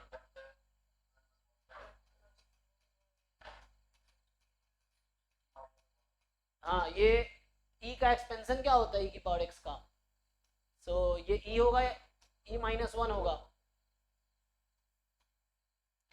तो ये क्या होगी e -1 ना, ये 1/3 1/4 चल रहा है ना, ठीक है ना। EF G, G में आप लिमिट, हाँ, 1 + 1/2 अप टू आपका 1/n हो जाएगा, तो जब आप लिमिट लगाएंगे तो ये, क्योंकि ये 1 + 1/2 ये सीरीज हो गया, तो बाद में पी टेस्ट से प्रूव भी कर सकते हो तुम, ये 1/k, k from 1 to infinity हो गया, ये ऐसा समझ लो, क्योंकि n टेंस टू इंफिनिटी ले लिया है तुमने, तो ये वैल्यू तो +∞ आती है, ये इंफिनिटी के इक्वल आएगी। आपको इसको प्रूव करना चाहे सीरीज से प्रूव आ जाएगा, टेस्ट से या से। और हाँ, h, तो h जो है limit n tends to infinity, और ये हो जाएगा 1 + 1/2 स्क्वायर अप टू, है ना, तो 1/1 स्क्वायर से 1/n स्क्वायर, तो इसका आंसर होता है पाई स्क्वायर बाई 6। तो ये कन्वर्जेंट है ना, इसका सम जो है ये है समेशन 1 बाई के स्क्वायर के फ्रॉम 1 टू इन्फिनिटी। सो ये जो वैल्यू है ये होगा हमारा 1 बाई के स्क्वायर और ये होता है पाई स्क्वायर बाई 6। ठीक है, इसकी वैल्यू आ जाएगी पाई स्क्वायर बाई 6। ठीक है ना, तो ये होता है सम। तो आगे और ऐसे पी टेस्ट से भी बोल सकते हो कन्वर्जन फाइनाइट आएगा जो भी है। तो आगे पी टेस्ट कराऊंगा सीरीज में, अभी तो सीक्वेंस चल रहा है। तो मतलब ये फॉर्मूला है, जैसे ये ऑलरेडी प्रूव्ड फॉर्मूला है, इसका प्रूफ तुम देख सकते हो किसी रिसर्चर ने किया होगा। हाँ, तो उससे प्रूफ हो जाएगा ये। ओके ना, तो ये जहां जहां लिमिट एग्जिस्ट किया वो कन्वर्जेंट है। तो आपको कोई अब साइलेंट डेल्टा लगाने की जरूरत नहीं एग्जाम वाले क्वेश्चन में। कुछ क्वेश्चन में एग्जाम का भी लिख के दिखाता हूँ आपको भी। सो इसमें किसी को डाउट है तो बताओ। जैसे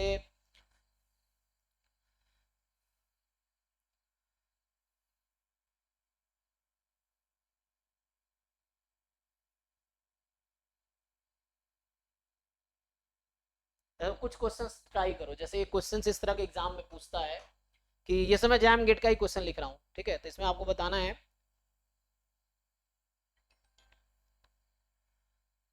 अरे भाई 6 से 12 मेरी क्लास होती है, तुम्हें ऑलरेडी पता है, फिर भी तुम कॉल पे कॉल कर रहे हो।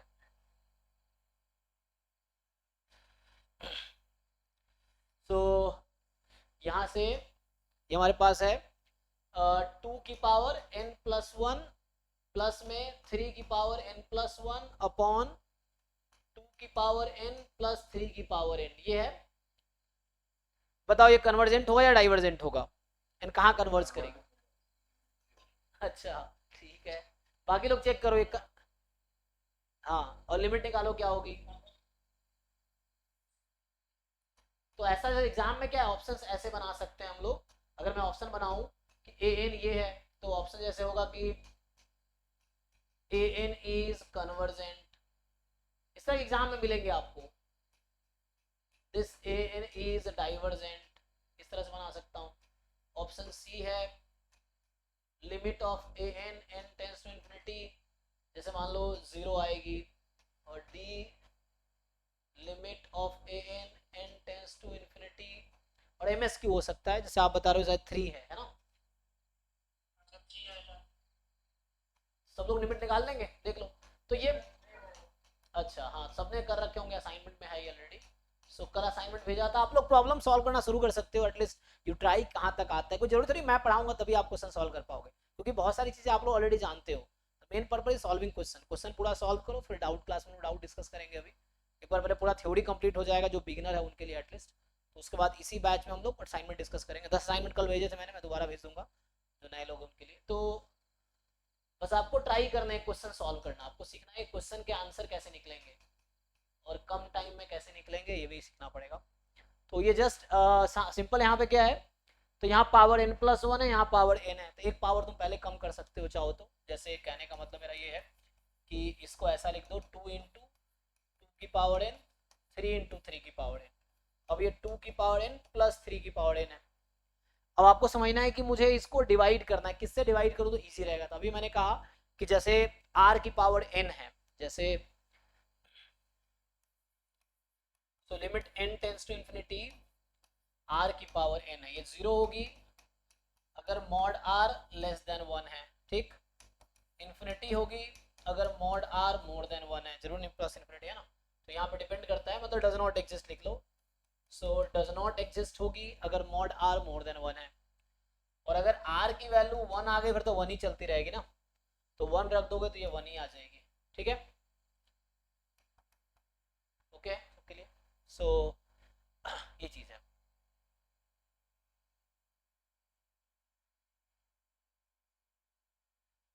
सो यहाँ पे अब क्या कोशिश करना है हमें कि लेस देन 1 बनाए ताकि लिमिट 0 हो जाए, है ना। तो लेस देन 1 बना के 3 की पावर n से हम लोग डिवाइड कर लेते हैं। तो न्यूमरेटर एंड डिनोमिनेटर दोनों को 3 की पावर n से डिवाइड करते हैं। सो ये बन जाएगी limit n tends to infinity 2 into ये हो जाएगा 2/3 की पावर n प्लस 3 इंटू 1।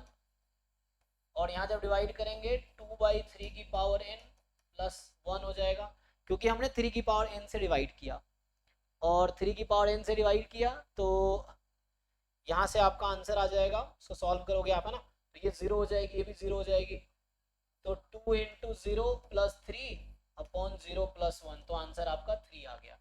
तो ये बिल्कुल बेसिक लिमिट के क्वेश्चन है, तो एग्जाम का ही क्वेश्चन है ये, देख तो कन्वर्जेंट है और लिमिट 3 आएगी, ये चीज है। इसमें किसी को डाउट है तो बताओ। ये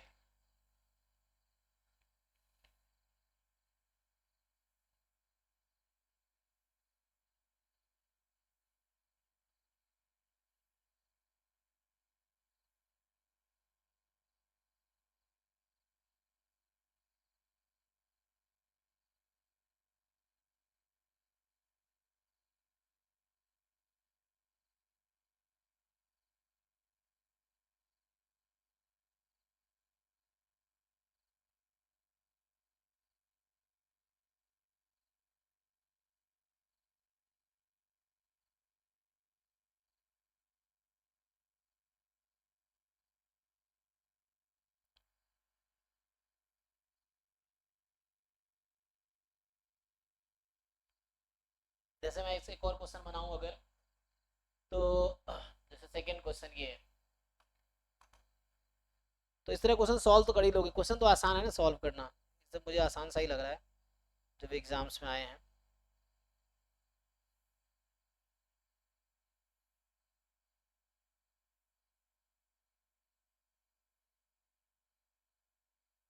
सीरीज के ज्यादा क्वेश्चन आते हैं, सीक्वेंस के भी आते हैं, बट जैसे ये मान लो एन तुम्हारे पास है this 3 raise to power n, 5 raise to power n, 7 raise to power n and this power 1 by n, इसके बारे में क्या बोल सकते हो?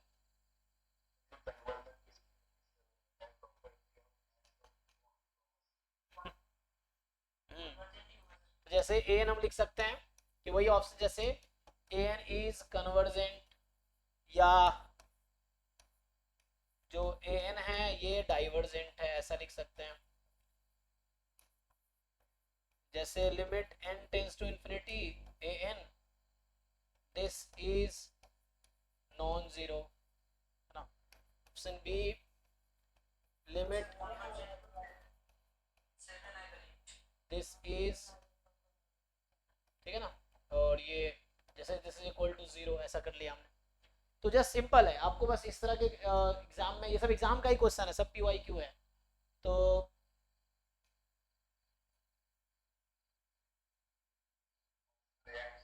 ठीक है ना, तो सिंपल है यहाँ पे।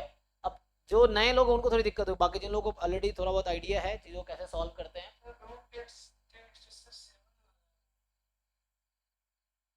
7 आ रहा है मतलब, नहीं रूट टेस्ट सीरीज में लगाते हैं भाई, यहाँ तो सीक्वेंस है। रूट टेस्ट, रेशियो टेस्ट, ये सब जो भी टेस्ट है वो तो सीरीज के लिए होता है, अभी हम सीक्वेंस पढ़ रहे हैं। नहीं सर, 7 को कॉमन आउट ले लीजिए, उसके बाद 1 टू द पावर इनफाइनाइट लगा दीजिए। लिमिट वो इनफाइनाइट पे 7 नहीं आएगा, वो 0 जो है ना हमारा बी ऑप्शन। ठीक है, अच्छा ये कहना चाह रहे हैं आप कि ये बी, अच्छा ए बी सी डी, एक minute, a b c d, तो मैं ए बी डी, तो ये वाला हो जाएगा और ये वाला हो जाएगा, मतलब ये मैं बस नए लोगों के लिए बता रहा हूँ कि आपको लिमिट निकालना मुश्किल नहीं लगना चाहिए, प्रैक्टिस करोगे इजी लगेगा, क्योंकि कई बार ना टाइप पहचानना होता है कौन सा क्वेश्चन किस अप्रोच से होगा। तो ये कोई एक जनरलाइज अप्रोच नहीं कि मतलब एक क्वेश्चन एक अप्रोच सारे हो जाएंगे, आपको समझना पड़ेगा कौन सा क्वेश्चन किस तरीके से हो जाए। ये क्वेश्चन है, तो यहाँ ट्रिक ये है कि अब ये जो लार्जेस्ट नंबर है वो कॉमन लो, क्यों, ताकि 3/7 लेस देन 1 हो, 5/7 लेस देन 1 हो, और लेस देन 1 है r और पावर n है, तो लिमिट 0 पे जाएगी। तो अभी यहाँ पे तुम अगर सॉल्व करोगे इसको तो क्या होगा, ये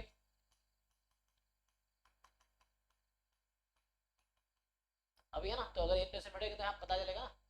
तो यहाँ अभी इसको सॉल्व करने के लिए आपको क्या करना है, इसमें से 7 की पावर n कॉमन निकालनी है, और पावर 1/n है, तो अभी मैं जस्ट तुम्हें समझ के लिए इसको लिख के बता देता हूँ, दिस, फिर यहाँ 5/7 की पावर दिस प्लस 1, और इस पूरे की पावर 1/n है ये। अब आप क्या करेंगे, अब आप इसमें से कॉमन निकाल लेंगे, तो आप क्या करेंगे कि जस्ट ये आपका 7 आ जाएगा, और अब आप यहाँ आपके पास बचा है 3/7 की पावर n एंड 5/7 की पावर n प्लस 1 इसकी पावर 1/n। अब आप n को इन्फिनिटी रख दीजिए, तो ये 0 हो जाएगी, ये भी 0 हो जाएगी, और ये 1 बचा, तो 1 की power 1 upon infinity 1 upon infinity 0, तो 1 की पावर 0 1, तो फाइनली 7 इंटू 1 आ गया आपका, तो ये 7 आ गया।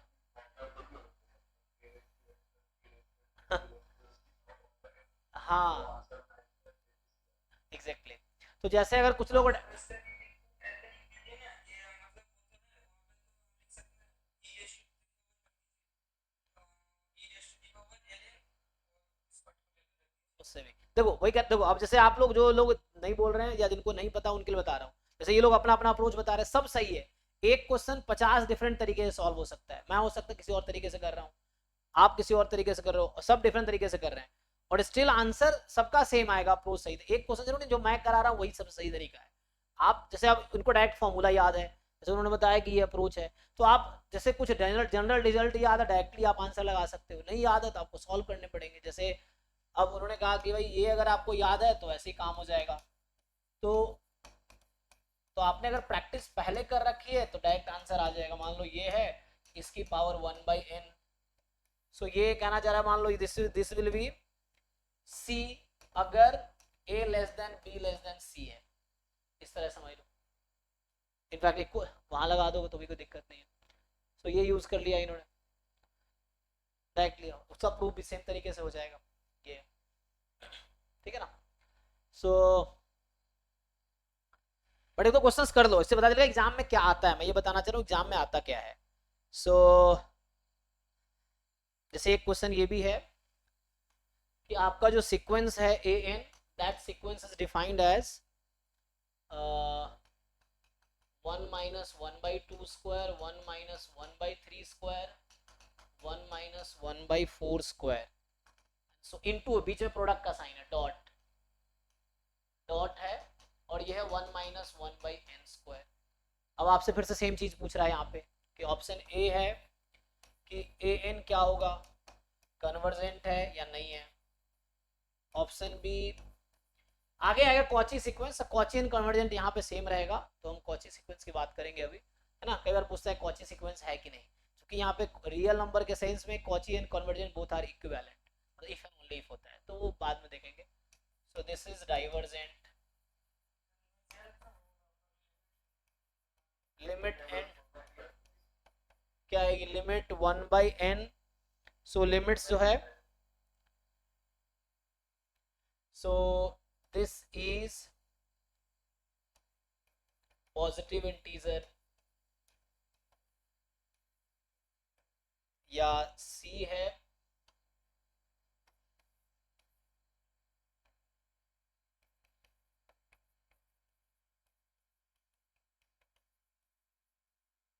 या मैं कुछ ऐसा लिख देता हूँ, this is a rational number and this is irrational number।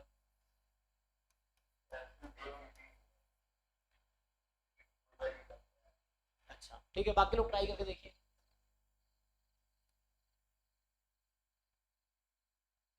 अब इस तरह क्वेश्चन एग्जाम में पूछता है, ये एग्जाम का आया हुआ क्वेश्चन है सब, ठीक है, तो आपको एग्जाम में इस तरह क्वेश्चन पूछे जाते हैं।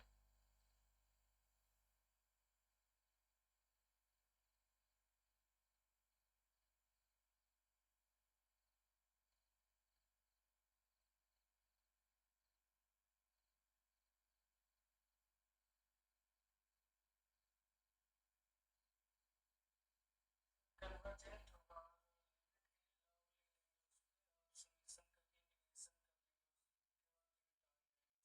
करके बताओ क्या आएगा, सर कन्वर्जेंट हो रहा है और रेशनल नंबर कैसे सर इरेशनल आ रही है क्या होगा, लिमिट क्या है, e/2 okay, बाकी लोग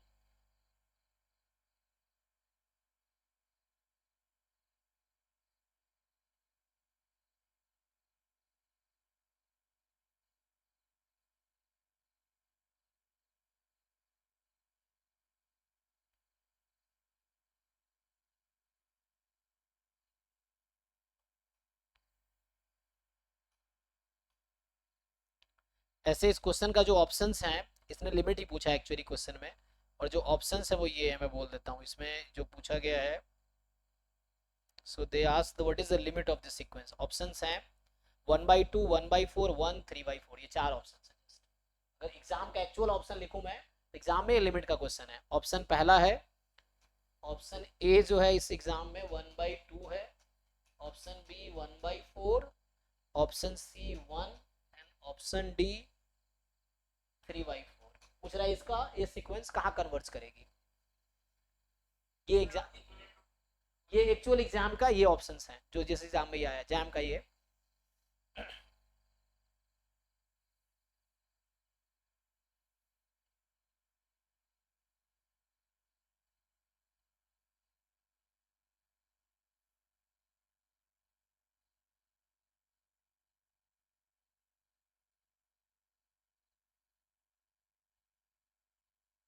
सर हाफ हो रहा है। ओके, कैसे? मैंने उसको मल्टीप्लिकेशन कर दिया, मतलब multiplication of i equals to product of i equals to 1 1 minus 1 by i square. I square को मतलब एलसीएम ले लिया, i square minus 1 divided by i square, तो ऐसे तो कट जा रहा है मतलब। तो अगर इसको मैं लिखूं यहाँ पे, जैसे ए एन जो है क्या है, ये 2 स्क्वायर माइनस 1 अपॉन 2 स्क्वायर है, 3 स्क्वायर माइनस 1 अपॉन 3 स्क्वायर है, 4 स्क्वायर माइनस 1 अपॉन 4 स्क्वायर है, n square minus 1 upon n square है। तो यहाँ से एक्चुअली ये 3/4 है, ये 8/9 है, चेक करो। या मैं ऐसा लिखूं, यहाँ कितना आएगा 15/16 है,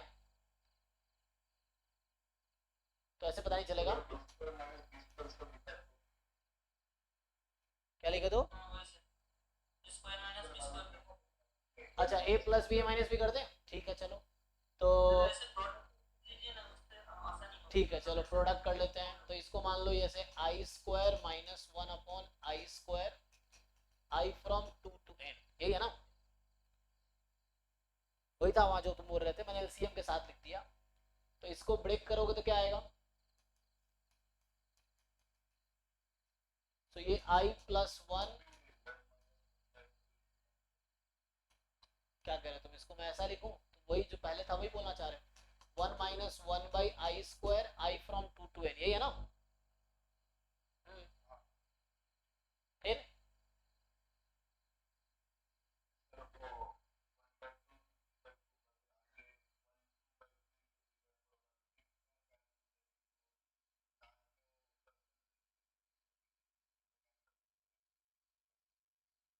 हाँ, तो वही चीज मैं बोल रहा हूँ, तो डायरेक्टली मैं लिख रहा तो बात वही है जो पहले लिख रहे थे, उससे भी यही आता। तुम कैसे भी सॉल्व करो आंसर तो वैसे ही, तुम a plus b minus b लगा लो, तो ये कितना हो गया 3/1 अपॉन 2 स्क्वायर, ये हो गया तुम्हारा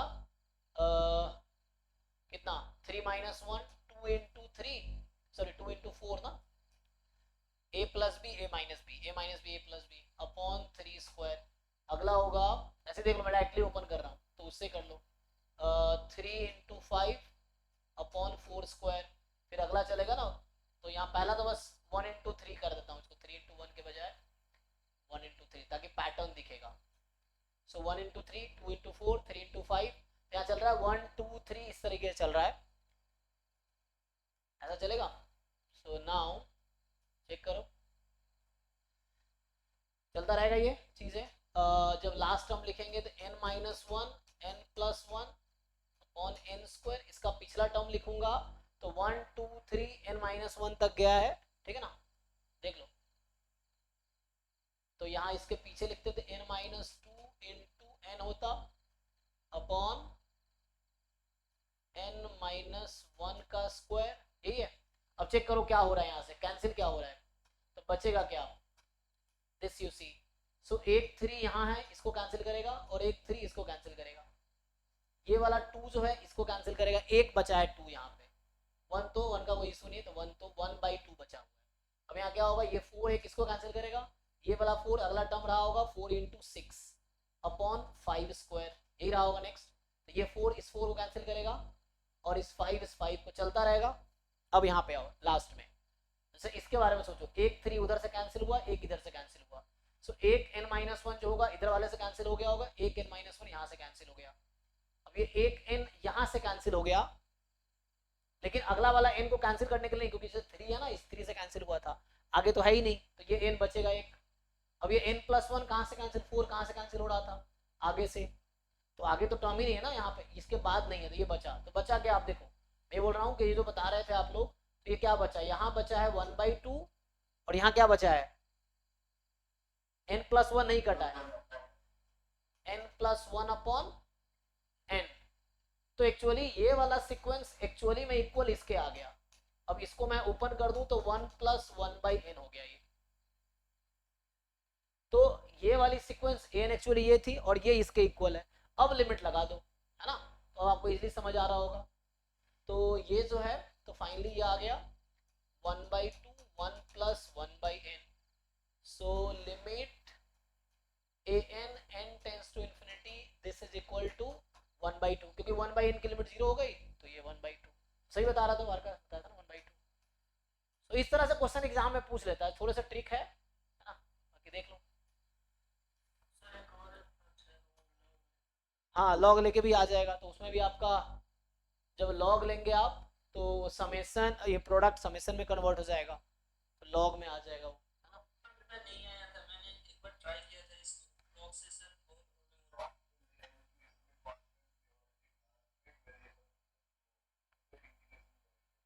लॉग वाले टर्म्स कैंसिल होते चले जाएंगे ना, वही बात है, इसको लॉग लिखेगा तो log 1 plus log 3 minus 2 log 2, और यहाँ होगा log 2 plus log 4 minus 2 log 3, ऐसे कर करके फिर वो समझना पड़ेगा क्या क्या कैंसिल हो रहा है, तो वापस बचेगा तो वही चीज़ फिर वापस इसी में रिड्यूस हो जाएगा। सर लॉग से एक बार बता दीजिए ना, लॉग से मैंने एक बार किया था, नहीं आया था। नहीं देखो पैटर्न यही चलेगा, मैं बोल रहा हूँ चीज़ें यही होंगी, तुम्हें बस समझना है। देखो चलो लॉग में यहाँ पे ये मान लो an है, मैं an का लॉग ले लेता हूँ। So log of an try करते हैं क्या होगा, तो ये summation log 1 minus 1/i², i from 1 to n, क्योंकि प्रोडक्ट है, प्रोडक्ट समेसन में कन्वर्ट होगा, लॉग इनसाइड आएगा, तो log a into B, log a plus log b ना, ठीक है ये। अच्छा कहाँ से स्टार्ट हो रहा है i, तो i स्टार्ट हुआ था 2 से लेके n तक। हाँ अब आप इसको वैसे ही करेंगे, इसको सिंप्लीफाई करो, जब सिंप्लीफाई करोगे तो ये क्या हो जाएगा, summation i from 2 to n, ये हो गया log, ये है i, एलसीएम ले रहा हूँ, i² minus 1, so i minus 1 into i plus 1 upon i²। इसको अगर ब्रेक करोगे तो क्या बनेगी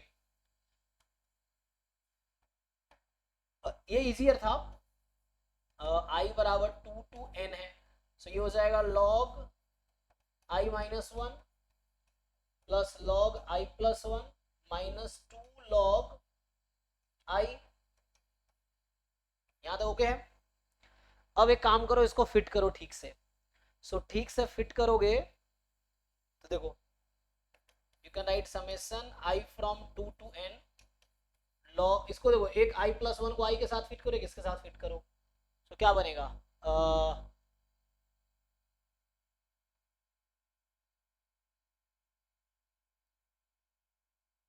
बोलो मैं क्या लिख सकता हूँ, तो इसको मैं लिख सकता हूँ log i plus 1 minus log i minus log of log i plus 1 minus log i, फिर माइनस हो जाएगा log i minus log i minus 1, ऐसा समझ सकते हो। अब इसको एक्सपैंड करो, कैंसिल होता चला जाएगा टर्म्स, या वैसे ही रखना है तो वैसे भी रख सकते हो। तो सब क्या होंगे, टर्म्स कैंसिल हो चले, इसको एक्सपैंड करोगे ना तो टर्म्स कैंसिल होते चले जाएंगे। चेक करो क्या क्या बनेगा, तो अगर मैं इसको खोलूं तो क्या बनेगा, पहला 2 रखोगे, सो log 3 माइनस log 2, या वैसे करना था -2 log 2 रखो, है ना। एक तरीका और है कि तुम इसको ऑर्डर में लिखना चाहते हो तो you just write this two things as, अगर ऑर्डर में रखना है i plus 1 minus 2 log i, और यहाँ आ जाएगा प्लस log i माइनस 1। अब पुट करो जरा i को 2 पुट करो, तो मैं वैसे ही ऑर्डर में कर देता हूँ, सो 2 पुट करो -2 log 2 प्लस log 1, है ना।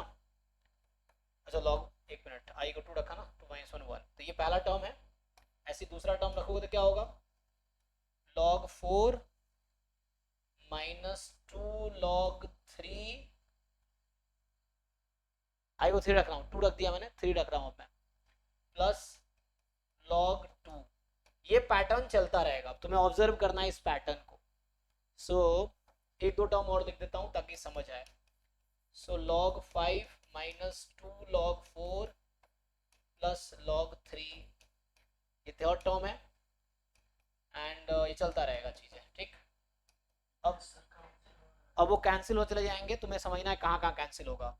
तो जो लास्ट टर्म अगर मैं लिखूंगा, सो लास्ट टर्म में मुझे n रखना है, तो log n plus 1 minus 2 log n plus log n minus 1, ये है साथ में। सेकेंड लास्ट टर्म लिखूंगा, सो n माइनस 1 रखूंगा, तो log n minus 2 log n minus 1 रख रहा हूँ, 2 log n minus 1 plus log n minus 2। अब तुम ऑब्जर्व करो कहाँ कहाँ क्या कैंसिल हो रहा है ना, ये चीज है। तो यहाँ होगा क्या, जैसे अब ये log 1 तो 0 ही हो गया, तो इसको हटा दो।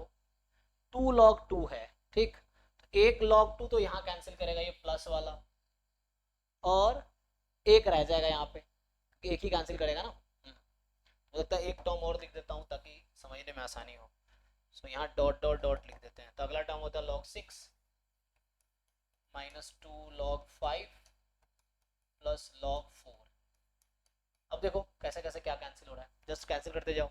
तो इसमें एक log यहाँ से बस इस वाले 2 को कैंसिल करेगा, तो एक बचा हुआ है। ये log 3 एक इसको कैंसिल करेगा, एक log 3 यहाँ है, तो ये दोनों log 3 मिलके इस पूरे को कैंसिल कर दिया।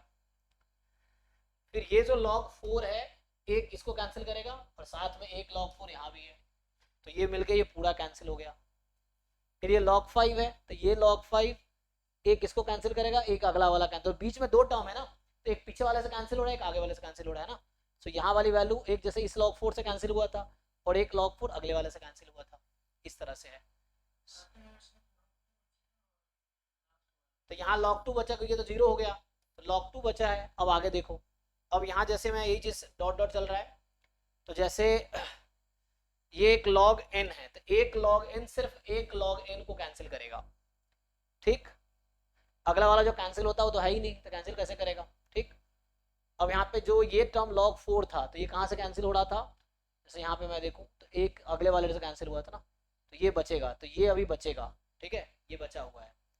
क्योंकि ये वाला टर्म किससे कैंसिल हुआ था, इधर तो था ही नहीं कुछ, तो ये तो अगले वाले से कैंसिल हुआ था, लेकिन आगे तो इसके कुछ है ही नहीं, तो ये बचेगा। और यहाँ एक बचा हुआ है क्योंकि एक यहाँ से कैंसिल हुआ है। अब log n माइनस 1, तो ये एक n माइनस 1 ये इसको कैंसिल कर दिया होगा, और एक इसका पीछे जो टर्म रहा होगा वो इसको कैंसिल कर दिया होगा। और log n माइनस 2 ऐसे ही एक log n माइनस 2 से पीछे वाले को कैंसिल कर दिया होगा, है ना, क्योंकि इसे log 2 है, तो ये इसको कैंसिल कर दिया होगा। तो बचा क्या क्या, तुम्हें यही समझना होता है क्या क्या बचा हमारे पास। सो यहाँ पे जो बचा है तुम्हारे पास अभी जो log n तुमने लिए हैं, उसमें यहाँ पे log 2 बचा है माइनस log 2, यहाँ बचा है प्लस log n प्लस 1 और माइनस log n, ये तीन टर्म बस बचे हुए हैं जिसको तुम असेंबल।